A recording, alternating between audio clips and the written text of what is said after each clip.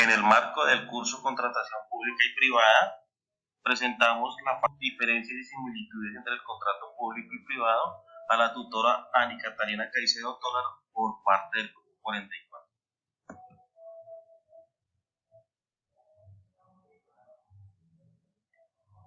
Los contratos son una declaración de una voluntad entre dos personas o entidades.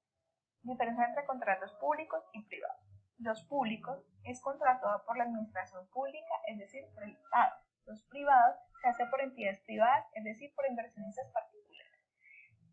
Público. Su objetivo es el desarrollo de una obra de beneficio social. Los privados se crean para desarrollar inversiones de infraestructura o mejoramiento de empresas privadas. Los públicos se realiza por mandato legal.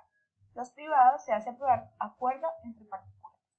Los públicos. El financiamiento se hace a través de instituciones u organizaciones de orden público. Los privados se buscan inversionistas o en utilidades generadas por la misma empresa.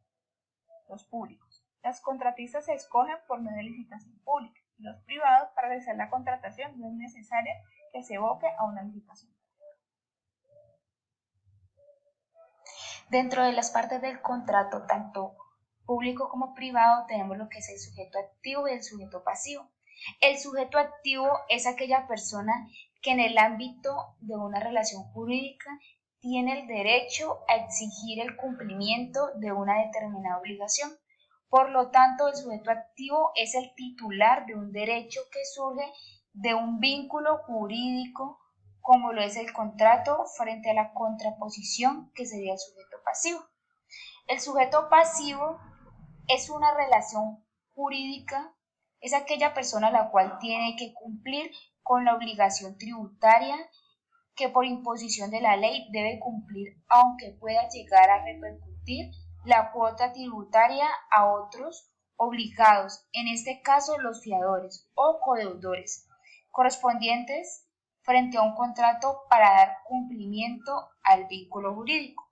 Por ejemplo, si dos personas han firmado un contrato de compraventa de una vivienda, la persona que vende es el sujeto activo y el comprador será el sujeto pasivo que tiene la obligación de pagar la cantidad acordada. Principios de la contratación. Principios de la contratación pública. La planeación.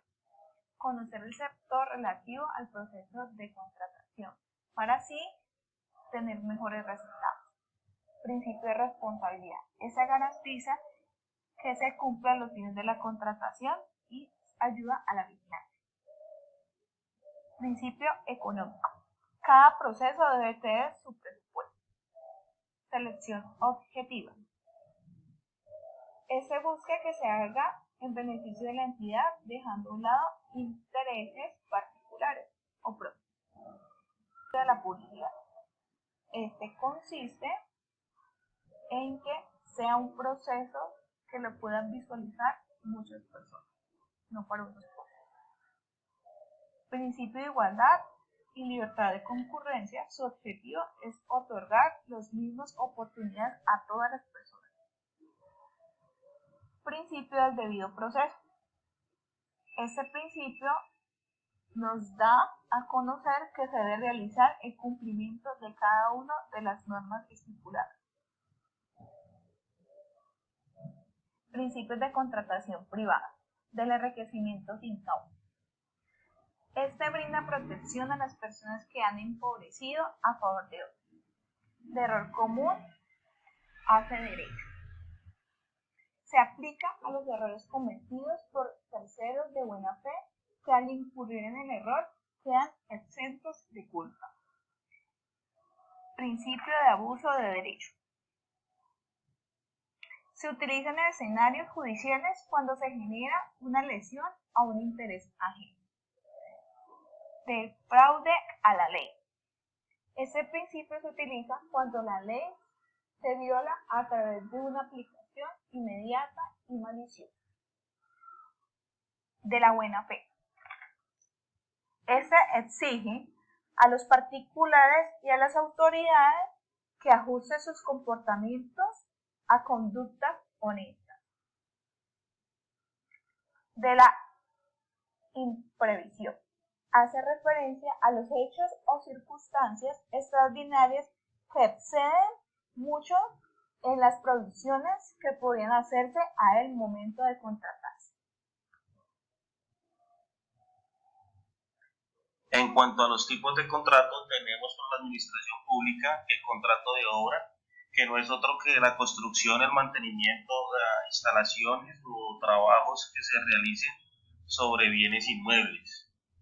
El contrato de consultoría, que es para la ejecución de proyectos de inversión, estudios de diagnóstico, para unos proyectos específicos de asesorías técnicas y coordinación, control y supervisión. Encontramos el contrato de prestación de servicio y, como su nombre lo indica, es para desarrollar actividades relacionadas con el funcionamiento de la entidad. Tenemos el contrato de concesión, que en este lo que se hace es entregar o otorgar un bien para que una persona que se denomina concesionario la opere, la explote, total o parcial, y debe garantizar la conservación total, pues, del bien que se pone bajo su concesión.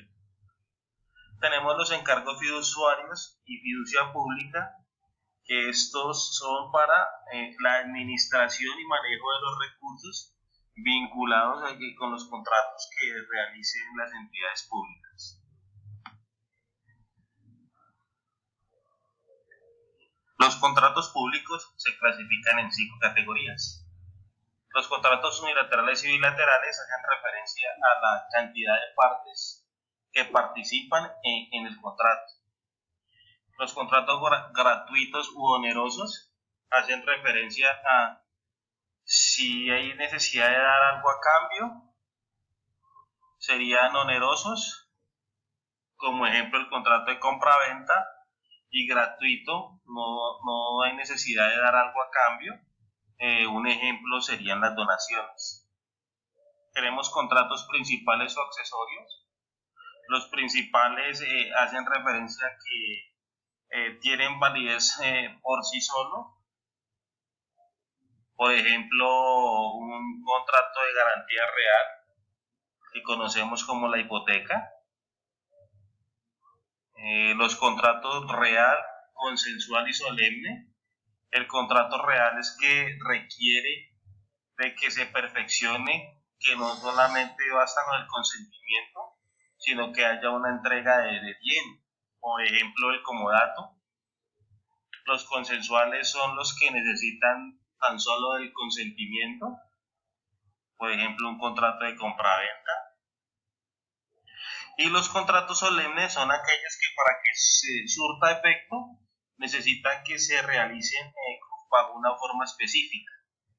Es decir, un ejemplo, las donaciones que deben estar registrados ante el registro público.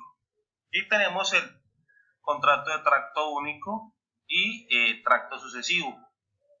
Esto ya hace referencia a esa que se alargan en el tiempo. Por ejemplo, el contrato de tracto sucesivo, uno que es muy común, es el contrato de alquiler, que se va prorrogando sucesivamente en el tiempo.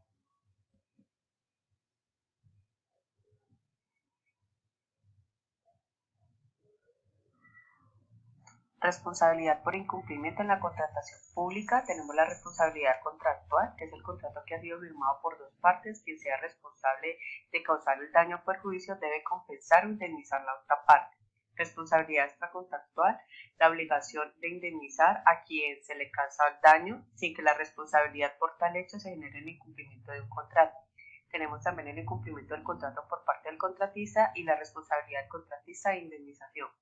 Responsabilidad por incumplimiento en la contratación privada. Tenemos el daño emergente, que es la pérdida real, efectiva y acreditada que se produce tras una elección, es decir, está completamente demostrada su existencia y la indemnización correspondiente a su valor económico. El lucro cesante correspondiente a los ingresos o ganancias que se ha dejado de obtener a causa de dicho daño. La obligación